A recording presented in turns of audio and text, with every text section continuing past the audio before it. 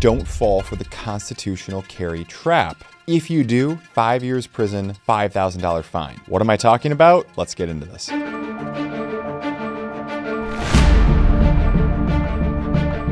So we've now hit a tipping point where there are 26 states where you do not need to have a concealed carry license or permit in order to carry a firearm concealed or open. Isn't this great? Unfortunately, there is a catch because, of course, there's always a catch.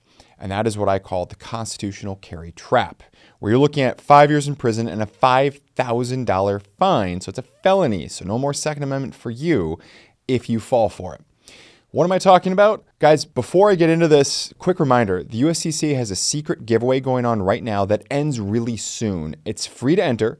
Just click the link in the description below to reveal what it is. So what am I talking about? I'm talking about the gun-free school zone. That's right, it's back. And really, it never went anywhere. The thing is that if you actually had a concealed carry license, the odds are pretty good that you were exempted from having to worry about it. In other words, you could be within 1,000 feet of a school, not on school grounds, but within 1,000 feet of a school, and you were exempted. You fit an exception that it did not apply to.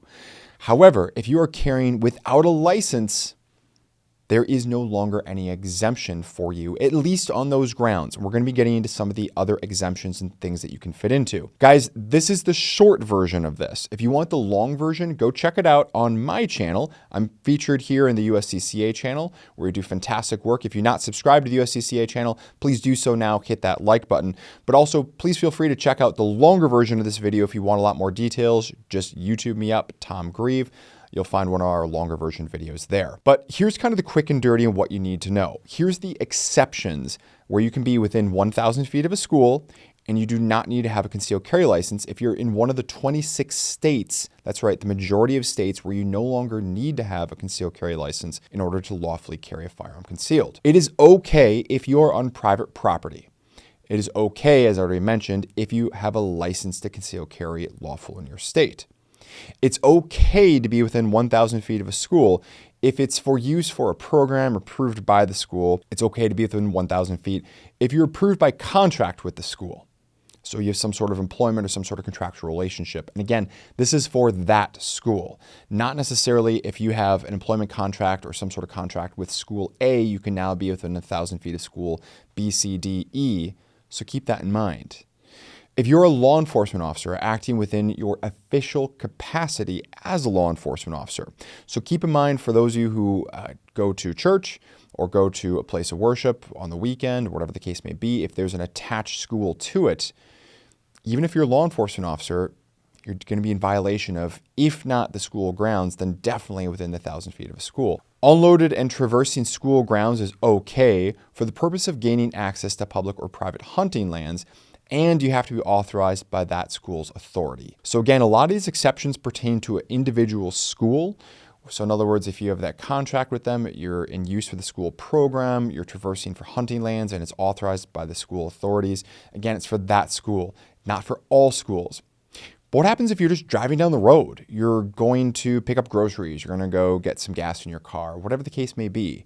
And your state is one of the 26, the majority of states that now has permitless carry. Technically, what you have to do is you have to then fit a different exception if you don't fit one of those. What are the exceptions I'm talking about now? All right, so if none of those above applied and you do want to be able to use the same streets in your same town, and by the way, again, if you go to our channel, Tom Grieve, we actually have maps up to show you how absolutely constricting a lot of these issues are when it comes to 1,000 feet of a school.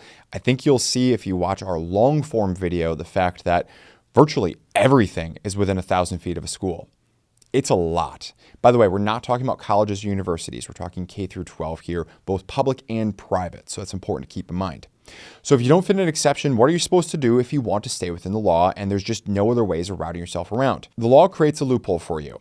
You have to have the firearm not be loaded, and it must be in a locked container or locked firearms rack that is on your motor vehicle. So again, a locked container or locked firearms rack that is on your motor vehicle, and it cannot be loaded. Now, if you're like me, you're thinking that's not much of a loophole. That's basically disarmament, and I'm not going to try to tell you anything else than that.